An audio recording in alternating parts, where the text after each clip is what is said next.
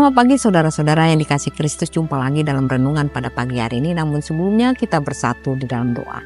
Damai sejahtera yang melampaui segala akal, itulah yang kemerah hati dan pikiran saudara-saudara. Dalam Yesus Kristus Tuhan kita. Amin. Firman Tuhan pada pagi hari ini yang menyapa kita tertulis dalam Yohanes 1 ayat 45-40.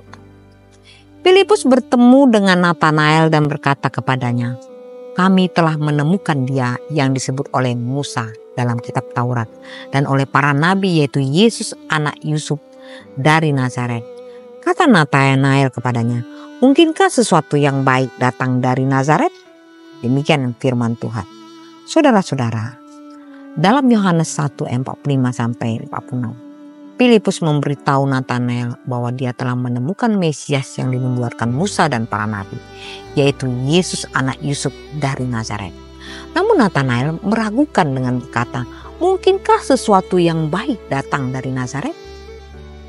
Sungguh mengherankan, tapi inilah tanyaan yang menggelitik kita. Ya, ini sepertinya kita berpikir bahwa manusia itu seringkali memiliki prasangka yang negatif. Prasangka manusia melawan kedaulatan Allah. Nazaret adalah kota kecil yang tidak terkenal, bahkan tidak disebut dalam perjanjian lama. Natanael hingga meragukan bahwa Mesias bisa berasal dari tempat yang tidak terkenal, yang dianggap tidak penting. Ini mengingatkan kita, saudara-saudara, bahwa Allah sering bekerja melalui hal-hal yang dianggap remeh oleh dunia. 1 Korintus 1 ayat 7-28. Yesus adalah Mesias yang mulia justru datang dari tempat yang tidak diperhitungkan oleh manusia. Bahkan dari tempat yang terhina.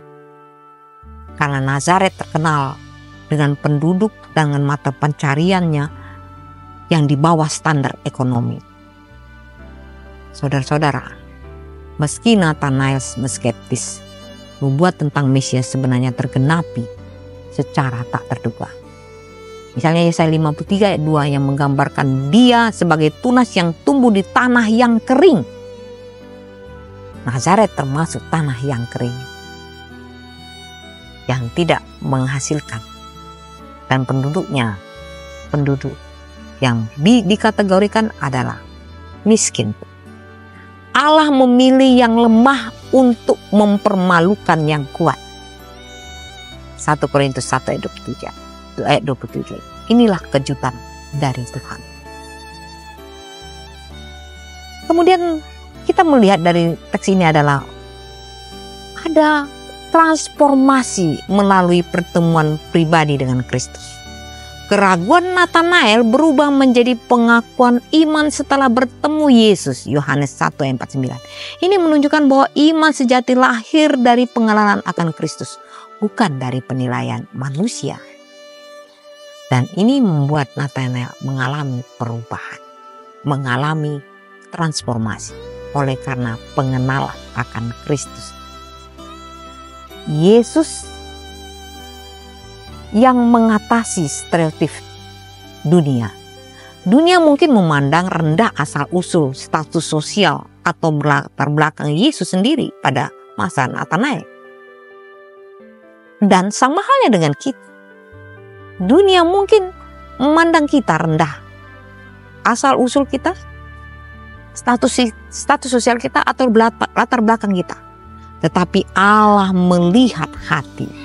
1 Samuel 16 ayat 7. Yesus membuktikan bahwa kemuliaan Tuhan tidak ditentukan oleh tempat kelahiran manusia dan juga tempat kelahiran Tuhan Yesus itu sendiri. Saudara-saudara, bagaimana dengan hidup kita? Jangan menghakimi berdasarkan penampilan luar. Seperti Natanael, kita mungkin punya prasangka terhadap orang, tempat atau situasi. Tetapi Allah bisa bekerja melalui hal-hal yang tidak kita duga. Iman memerlukan keterbukaan. Natanael awalnya ragu, tapi ketika ia bersedia bertemu Yesus, pandangannya berubah total. Allah memilih yang kecil untuk karya besarnya. Jika kita merasa tidak berarti, ingatlah bahwa Allah sering memakai orang-orang yang dianggap tidak layak oleh dunia. Saudara-saudara, Yohanes 1 ayat 45-46 mengajarkan kita bahwa Allah tidak terbatas pada ekspektasi manusia. Mesias datang dari Nazaret, tempat yang dianggap tidak penting, tetapi justru melalui dialah keselamatan dunia dinyatakan. Seperti Nathanael, kita diajak untuk melihat melampaui prasangka dan mengenal Yesus secara pribadi. Karena di dalam dia kita menemukan kebenaran yang mengubah hidup manusia. Lihatlah, inilah anak Allah, Raja Israel. Yohanes 1 ayat 9. Selamat beraktivitas. Tuhan Yesus memberkati. Amin.